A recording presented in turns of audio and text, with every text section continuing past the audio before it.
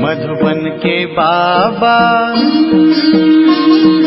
मधुबन के बाबा मुरली वाले, आपका क्या कहना,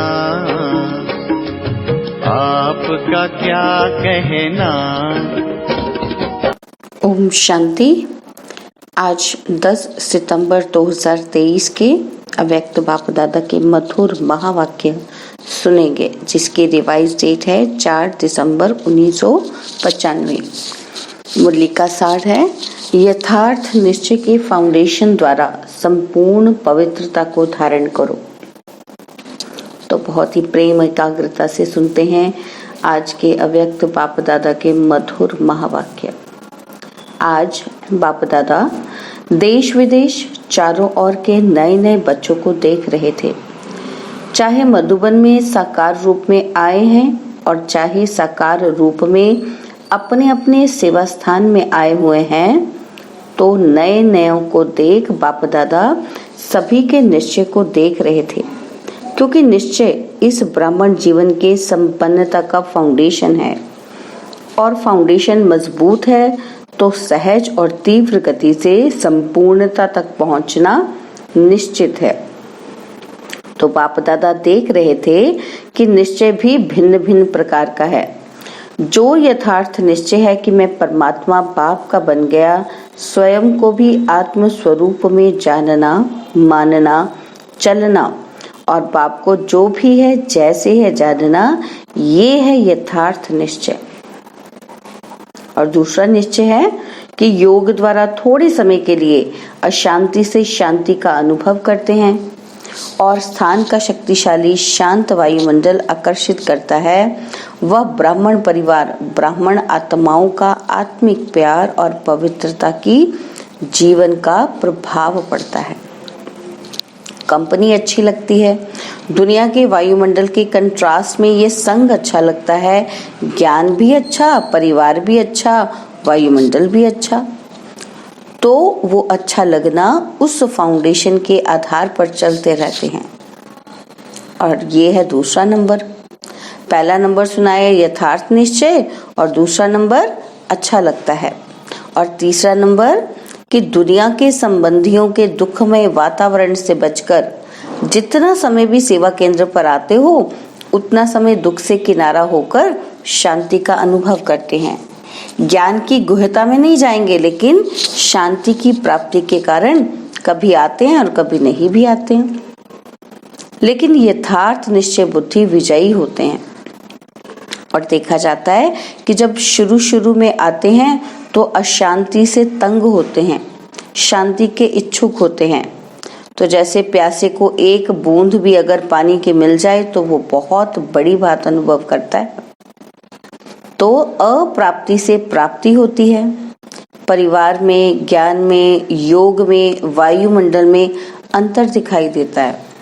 तो पहला समय बहुत अच्छे उमंग उत्साह से चलते हैं, बहुत नशा रहता है, खुशी भी होती है। लेकिन अगर पहले नंबर के यथार्थ निश्चय का फाउंडेशन पक्का नहीं है, तो दूसरे या तीसरे नंबर का निश्चय है, तो धीरे धीरे जो शुरू की खुशी, शुरू का जोश है, उसमें फर्क आ जाता है।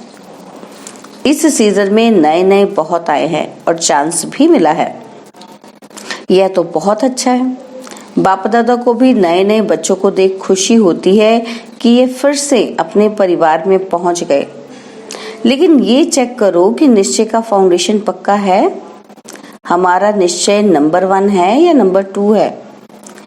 अगर नंबर 1 निश्चय है तो चलते चलते मुख्य पवित्रता धारण करने में मुश्किल नहीं लगेगा।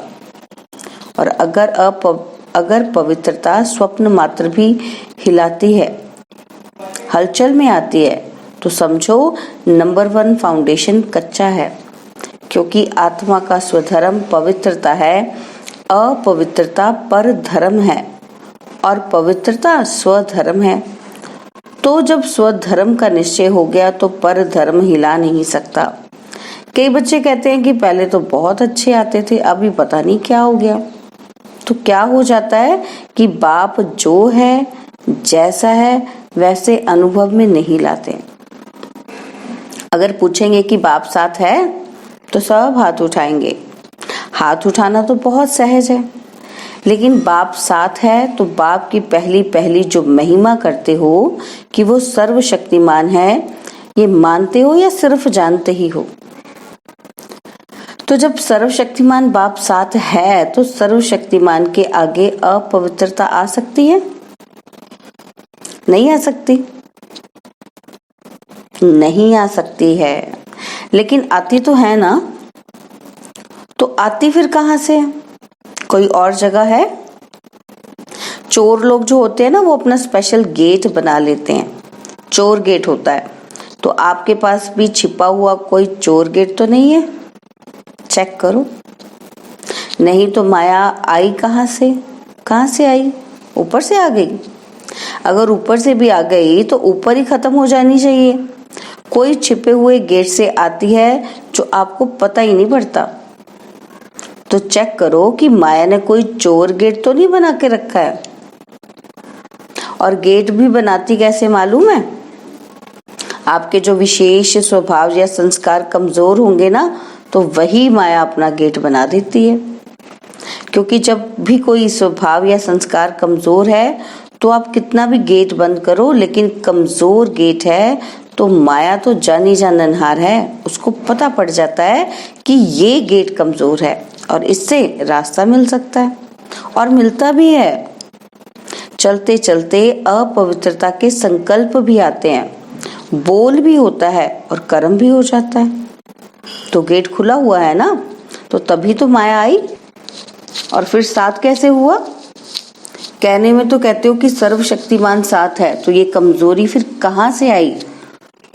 कमजोरी रह नहीं सकती है ना, नहीं ना, तो फिर क्यों रह जाती है? चाहे पवित्रता में कोई भी विकार हो, मानो लोभ है, लोभ सिर्फ खाने पीने का नहीं होता। कई समझते हैं कि हमारे में पहनने, खाने या रहने का ऐसा तो कोई आकर्षण नहीं है, जो मिलता है, जो बनता है, उसमें चलते हैं। लेकिन जैसे आगे बढ़ते हैं तो माया लोभ भी रॉयल और सूक्ष्म रूप में लाती है। वो रॉयल लोभ क्या है? चाहे स्टूडेंट हो चाहे टीचर हो, माया दोनों में रॉयल लोभ लाने का फुल पुरुषार्थ करती है। मानो स्टूडेंट है, बहुत अच्छा निश्चय बुद्धि, सेवाधारी है, सब में अच्छा है, लेकिन जब आगे बढ़ते हैं तो ये रॉयल लोभ आता है कि मैं इतना कुछ कर सकता हूँ, सब रूप से मददगार हूँ, तन से, मन से, धन से, और जिस समय चाहिए उस समय सेवा में हाजिर हो जाता हूँ। फिर भी मेरा नाम कभी भी टीचर वर्णन नहीं करती कि ये जिज्ञासु बहुत अच्छा है। अगर मानो ये भी नहीं आवे तो फिर दूसरा रूप क्या होता है?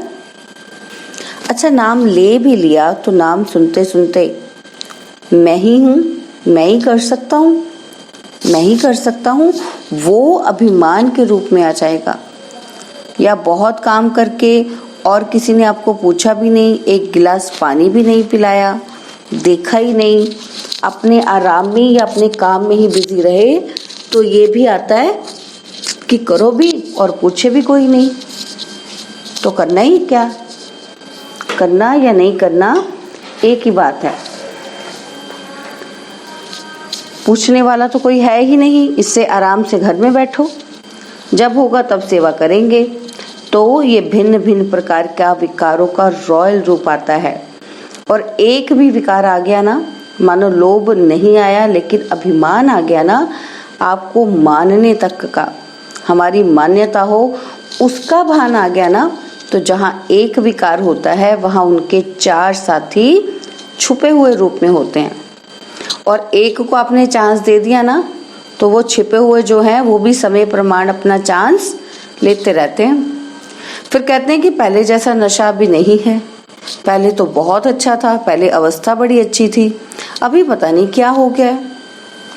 माया चोर गेट से आ गई ना, ये है पता।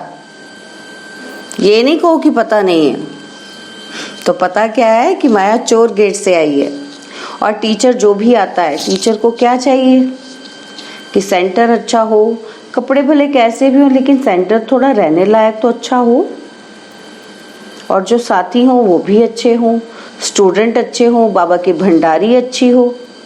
अगर अच्छा स्टूडेंट चेंज हो जाए तो दिल थोड़ा धड़कती है, फिर समझते हैं कि क्या करें, ये तो मददगार था ना, अभी वो चला गया। मददगार जिज्ञासु था या बाप है? बाबा टीचर बहनों से पूछ रहे हैं, तो उस समय कौन दिखाई देता है, जिज्ञासु या बाप? तो ये रॉयल माया फाउंडेशन को हिलाने की कोशिश करती है। अगर आपको निश्चय है कि सर्वशक्तिमान साथ है तो बाप किसी ना किसी को निमित्त बना ही देता है। और कई फिर सोचते हैं कि हमें कम से कम एक अबू की कॉन्फ्रेंस में या किसी बड़ी कॉन्फ्रेंस में चांस मिलना चाहिए।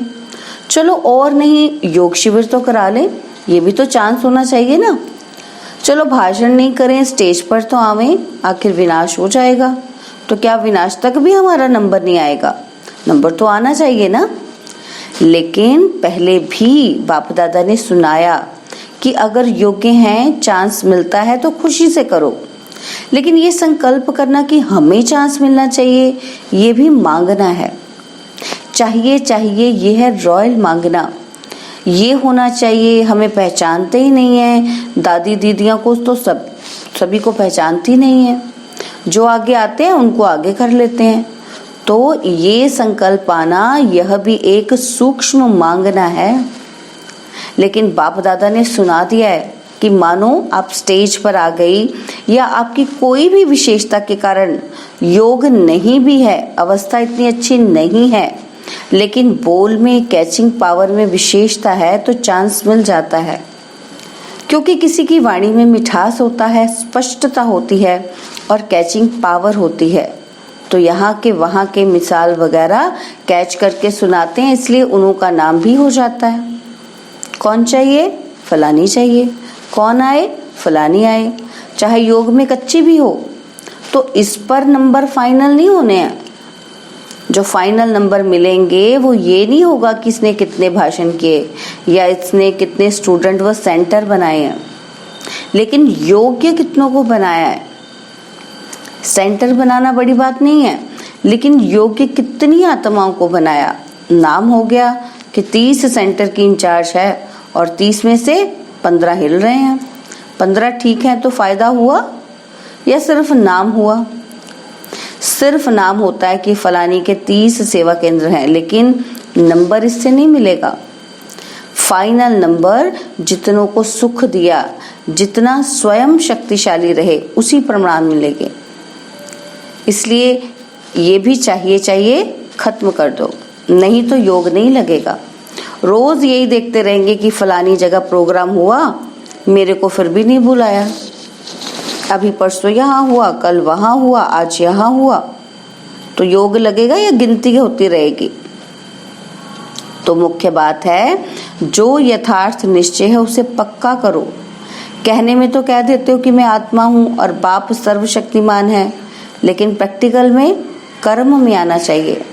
बाप सर्वशक्तिमान है, लेकिन मेरे को माया हिला रही है, तो कौन मानेगा आपका कि आपका बाप सर्वशक्तिमान है? क्योंकि उससे ऊपर तो कोई है ही नहीं। तो बाप दादा आज निश्चय के फाउंडेशन को देख रहे हैं, चाहे नए हैं चाहे पुराने हैं, लेकिन इस निश्चय के फाउंडेशन को प्रैक्टिकल में लाओ और समय पर यूज करो। समय बीत जाता है, फिर बाप के आगे पश्चाताप के रूप में आते हो कि क्या करें बाबा, हो गया, आप तो रहम दिल हो, रहम कर दो। तो ये क्या हुआ, ये भी रॉयल पश्चाताप है। साथ है तो किसी की हिम्मत नहीं है। अगर बाप साथ है तो किसी की हिम्मत नहीं आपको परेशान करने की। निश्चय बुद्धि का अर्थ है ही विजयी। तो अगर कोई हिसाब किताब आता भी है तो मन को नहीं हिलाओ, स्थिति को ऊपर नीचे नहीं करो। चलो आया और फट से उसको दूर से ही खत्म कर दो। अभी योद्धे नहीं बनो। कई अभी निरंतर योगी नहीं हैं, कुछ समय के योगी हैं और कुछ समय युद्ध करने वाले योद्धे हैं। लेकिन अपने को कहलाते क्या हो? योद्धे के योगी। कहलाते तो सहज योगी हो। तो नए जो भी आए हैं उनको बाप दादा फिर से भाग्य प्राप्त करने की मुबारक देते हैं, लेकिन मुबारक के साथ ये चेक करना कि फाउंडेशन नंबर 1 है या नंबर 2 का है। कई कहते हैं ज्ञान योग बहुत अच्छा लगता है। अच्छा है वो तो ठीक है, लेकिन कर्म में लाते हो। ज्ञान माना आत्मा, परमात्मा, ड्रामा, ये कहना नहीं। ज्ञान का अर्थ है समझ।